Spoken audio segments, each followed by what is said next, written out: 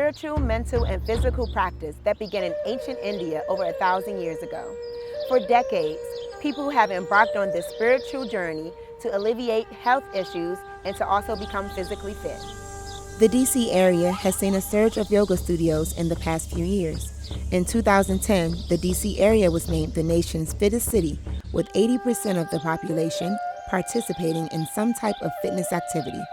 Yoga among the top of preferred fitness activities. Although the city has seen a surge of yoga studios opening, very few have opened east of the river, especially in the Anacostia area, leaving a huge population of the city out of the loop. Yoga instructors, such as Sari-Ann Lee, have taken it upon themselves to spread yoga awareness, as well as healthy living education to the parts of the city that have been abandoned by the yoga practice.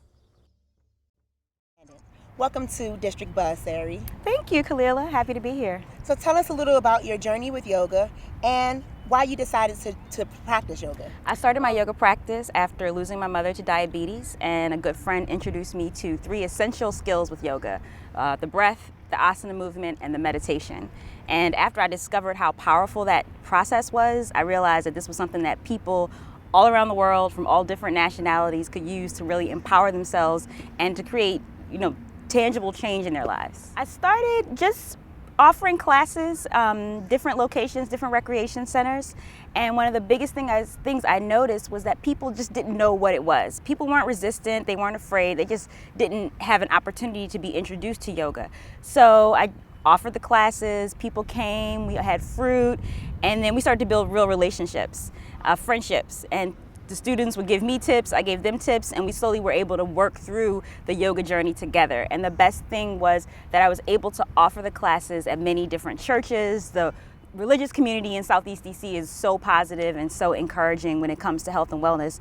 And that's been one of the biggest backers, surprisingly, because a lot of people feel that people in our demographic, which is mostly African American, mostly women, have a fear of yoga because of the religious aspect, and that just simply isn't true. They just want to experience yoga on their terms, being able to introduce different religious and emotional doctrines, spiritual practices that resonate with them, and then integrating them into a sun salutation, the chair pose, breathing from the breath, and just kind of getting deep into that integration that comes with the yoga practice.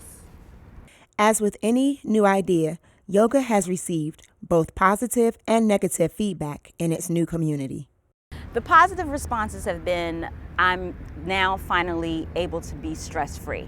A lot of people in our community live under a lot of stress: financial, relationships, disparities, access to resources, and being able to come on the yoga mat and actually have the attention and the dedication to yourself with a teacher who's invested in your wealth takes so much stress and pressure off of your everyday living. So that's been the positive. The negative has definitely been coming up with the resources and the finances to keep a consistent class going.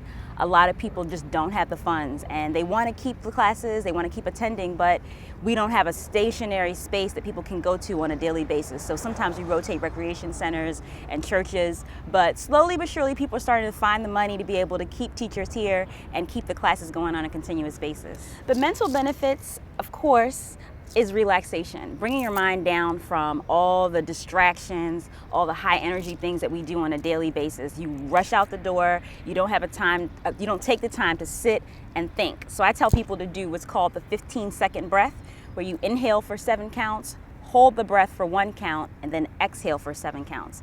I say at any time during your day, you can access this breath, this little exercise, to help yourself relieve anything that's coming up and to just clear your mind. It's like a nice little spray for your brain.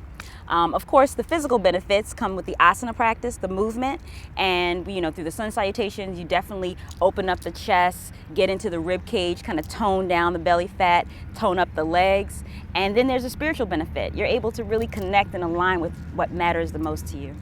Thank you, Sari, for joining us on District Buzz and educating us on the practice of yoga. You're welcome, Kalila. I'm so happy to be here. Thanks for having me.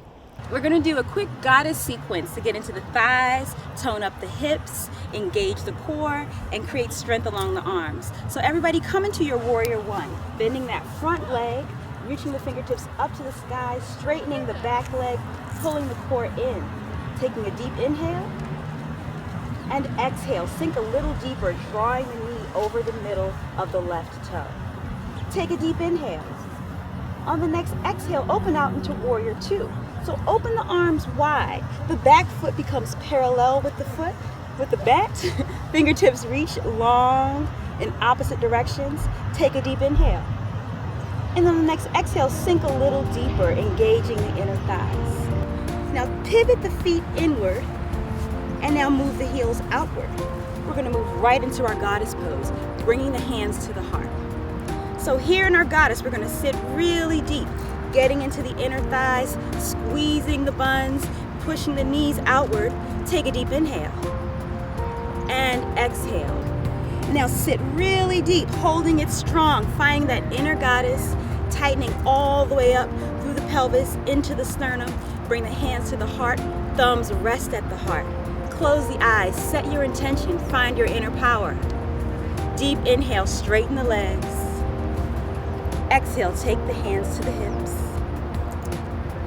Inhale, lift the chest high. Exhale, hinge at the hips, bringing the body parallel to the ground. Walk the hands out into a T, nice and long. Pulling the core in, neck remains very long. And inhale. Exhale, bring the hands all the way down to the ground. Slightly bend the knees with the palms pressing into the ground. Shoot the booty towards the back of the room. Let the head just fall as you open up the hips. Slowly walk the heels and the toes closer together. Release the hands, drawing the belly in from the lower pelvis, and roll the body all the way up. And we seal our practice by saying Namaste. Namaste. Whether you decide to try yoga, Zumba, or any other fitness method, make a commitment to stick with it. You only get one body. Treat it right. Namaste DC. You've just been buzzed.